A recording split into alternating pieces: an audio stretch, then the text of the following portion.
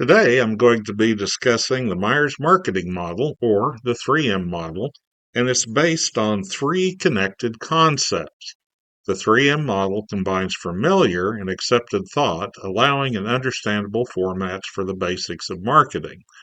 I will be stressing strategy today, and the strategy that's used in the 3M model is Porter's generic strategies. Let's take a look here first of the overview of this model. So we can see that there's three elements, that there's the strategy, which we'll discuss today. There's the STP, which is segmentation, targeting, and positioning. Then there's the marketing mix, also known as the 4Ps, which would be product, price, place, or distribution, and promotion. You'll see that they're all interrelated between and around. So conceptually, without all of these working together, your marketing plan or your strategy, your segmentation, and your marketing mix, if they're off, you won't be successful. So we'll take a brief look at strategy. We're going to use the Porter's generic strategies here, and they look at two different things. Scope, whether you're competing in a broad or narrow market, or over here, we have the other side is the source of competitive advantage. Are we going to be a cost leader, or are we going to offer a unique product? And again, I'll address that further a little bit later. Next, after strategy, we look at STP, and that stands for segment, target, and positioning. And very briefly, we are always going to look at a segment of the market that we want to compete. And within that segment, there's going to be various ability to target specific customers within that segment. So this is where we talk about the target. And then lastly, positioning is how we are going to position our product to reach that target. Our third we're going to look at, we have strategy, STP, is the marketing mix. And the marketing mix is product, price, place for distribution, and promotion. And again, these all work together. And I'll go in much more depth on this later, but generally, these have to have some type of agreement, or you're going to have problems with the customer understanding what your product is and what it represents. So lastly here, we'll just see again that the strategy, the STP, and the marketing mix, they all work between each other and together. Let's look at the first step of our 3M model, which is the strategy.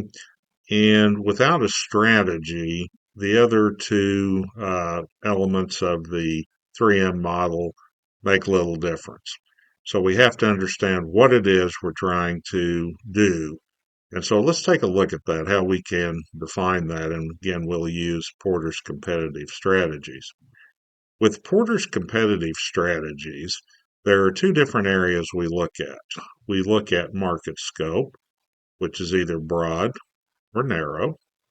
And then we look at the source of competitive advantage. It's either going to be low price or unique product. So let's look at each one of these individually. The market scope here says, I'm going to either compete in a broad market or a narrow market. In a broad market, this says that I'm going to compete in the item that is sold mostly, that most people buy. A narrow market would be one that would be outside of that item and it was purchased less by others.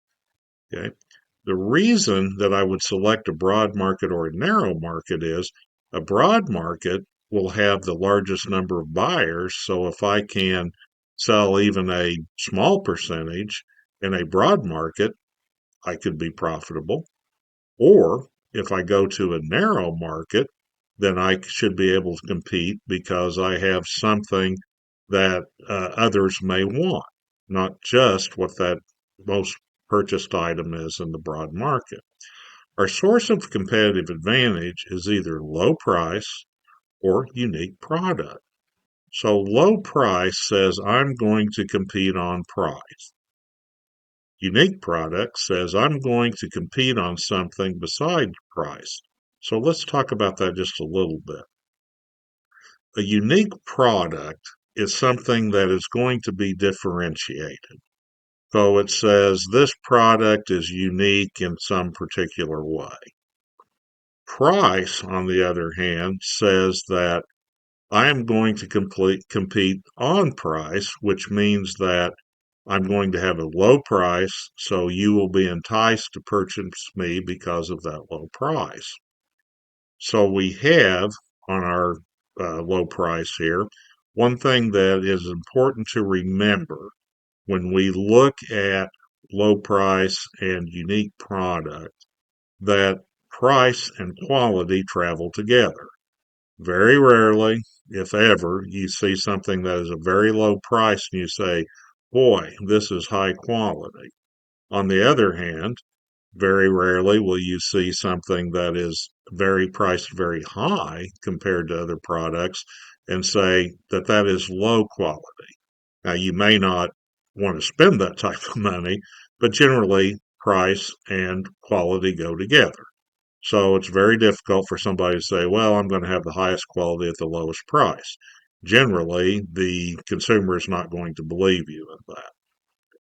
So, a couple quadrants here, 4 quadrants we have, and let's talk briefly about that. If I'm going to be a loss cost leader, that in that area or item that people purchase the most of in a particular market, if I'm the lowest price, then I'm going to be what's cost leadership. If I'm going to be unique in that broad market, then I'm going to have a differentiation strategy.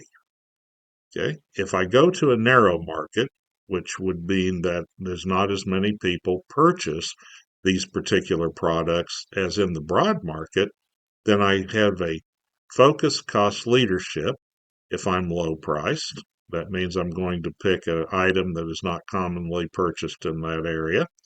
And then a unique product would be a focused differentiation, which says it's going to be unique. I think it might be a little easier for you to understand these concepts when I go to this next slide. So let's take, for instance, that we have our Porter's generic strategies and we have a market scope, okay, which is broad or narrow. And then again, we have the source of competition, which is low price or unique product. So let's take a look here. In this particular model, I'm using soft drink, not bottled water, not Gatorade, not energy drinks, just straight soft drinks, those brown or clear sugary drinks that we drink. Okay. So when we go through and we define what a broad market is, in this case, you'll see that Sam's Choice Cola is in here, Coke is in here, Pepsi is in here.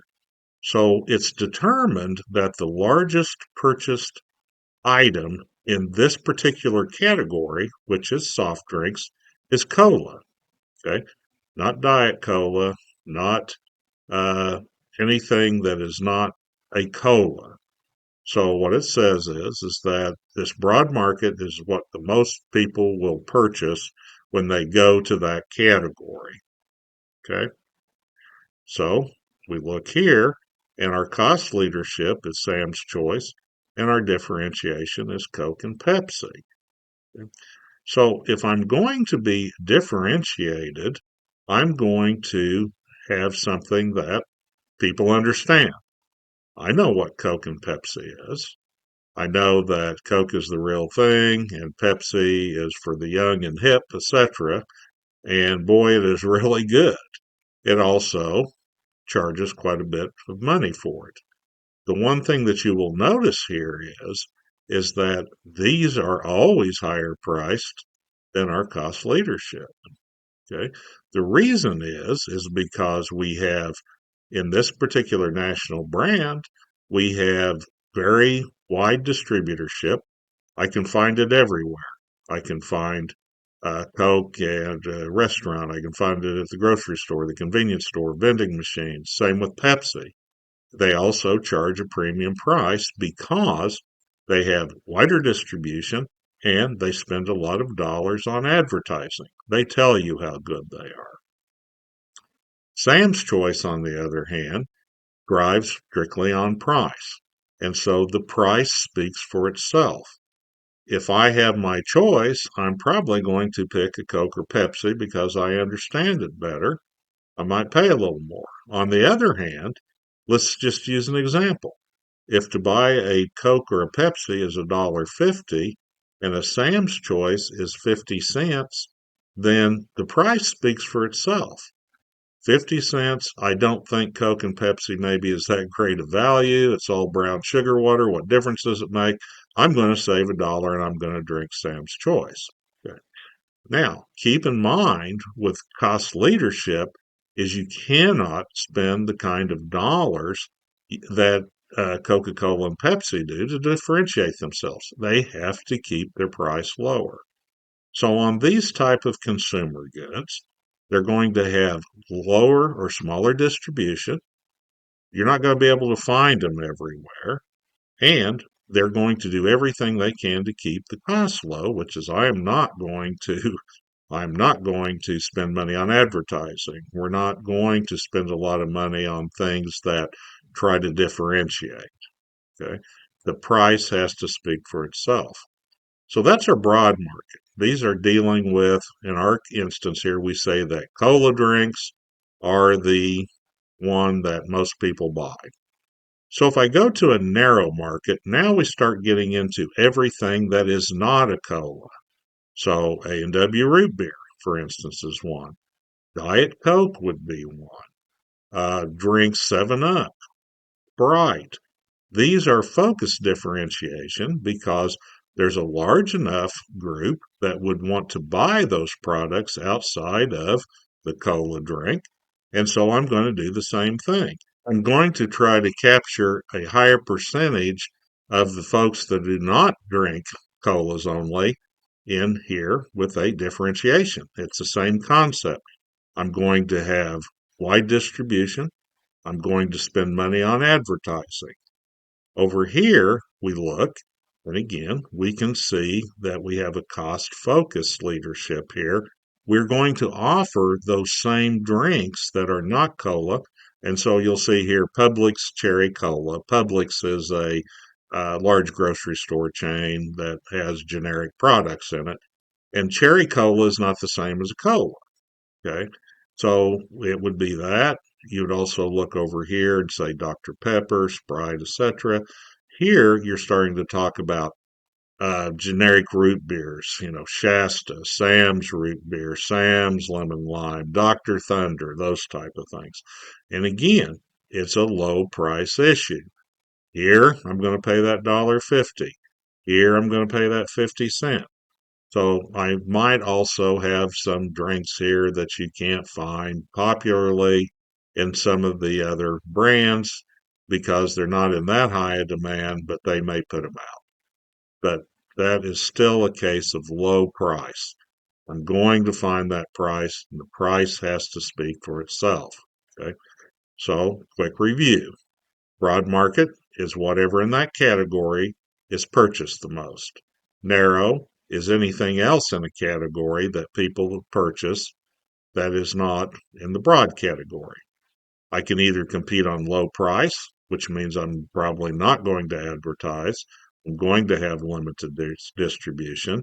And on the unique side, I'm going to spend money on differentiation, which will mean branding, advertising, and distribution. One quick thing here. Whenever we're talking about consumer goods like potato chips or Coke or those lower cost items, distribution becomes very important from the standpoint that they need to be everywhere. Vending machines, restaurants, etc. If I'm selling a high priced item, consumer item like a Lexus, a Jaguar, a Tesla, then I'm going to have very limited distribution. So you kind of keep that in mind as we go through and talk about some of the others later. Okay, one thing here is do not use a stuck in the middle strategy. A stuck in the middle strategy is where you try to have some lower cost goods and try to differentiate it. It is typically a very bad idea. The consumer doesn't know whether you're a low cost good or you're a differentiated good. You're sort of in the middle, and people don't really know what to think about it. So you have to pick one way or the other and go that route, because being stuck in the middle is a very, very bad idea. Lastly, the uh, selection of a strategy is very important, because once you select that strategy, then you can start looking at what your segment, target, and positioning will be. Are we going for a cost leadership? Are we going for a differentiation? And so we can start taking a look at, for instance, the segment. And so our segment in this case are we interested in buying soft drinks? Yes. If I'm a cost leadership person, I would be looking for the target that was very price conscious. Okay. And I would position myself as such. And so positioning myself as such would be having a very low cost item in a grocery store or warehouse club or something like that. If I was looking at being in that particular one and I wanted a differentiation, I know that I would have to have wide distribution. I would have to target people that are willing to pay a higher price, and I would position myself as such. This would mean taking on Coke or Pepsi, or in the case of a focused differentiation, I'd take on Dr. Pepper, A&W Root Beer, or somebody like that. Okay, so once we get there, then we can look at the marketing mix. Once we've decided what our generic strategy is and what our STP is, then the marketing mix will pretty much fall in place very easily. And we'll talk more about those in the next couple weeks.